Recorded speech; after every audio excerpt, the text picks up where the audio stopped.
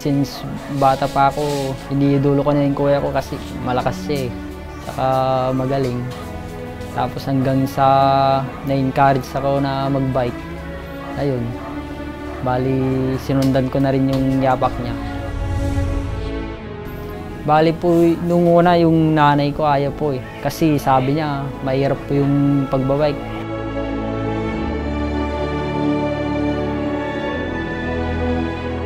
Kinakabahan po kami na po sa pagbabike niya dahil kung minsan po mahirap po naman ang magbabike dahil hindi mo naman alam yung disgrasya kapag darating po yun. Pero kahit ganun po kahirap, yun na po yung pinili kong propesya eh. Kailangan ituloy na hanggang sa makamit yung pangarap.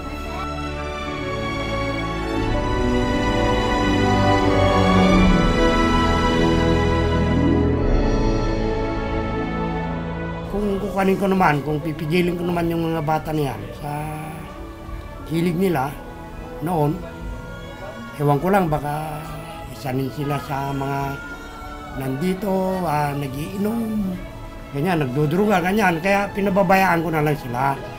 Kung po yung bisyo sa inom, tapos yung sigarilyo, kung po yun eh, una-una po yun eh, sigarilyo, madaling makapangina, tapos yung pagpupuyat po dapat may disiplina sa sarili. Pag andito po, minsan kukan na lang, nagja-jogging, tapos barbell, sabay tulog na rin po. Papasalamat ako sa nanay at tatay ko kasi wala silang asawang sumusuporta sa akin, lalong-lalo na sa kuya ko na laging andyan para suportahan ako at gabayan. Panalangin po yung palagi kong gabay po sa kanila na pagka sabi ko sa kanya, pagka mag-i-start na kayo ng pagbabike ako, huwag ninyong kakalimutan ang magdasal.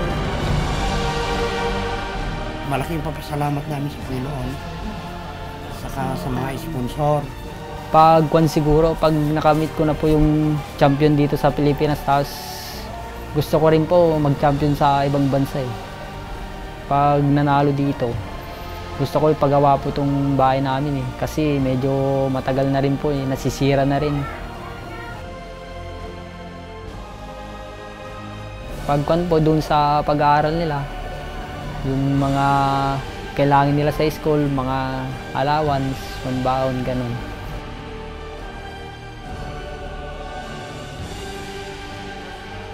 Gusto ko rin pong gumawa ng sariling pangalan. Gusto kong lagpasan yung mga nagawa pa ng kuya ko.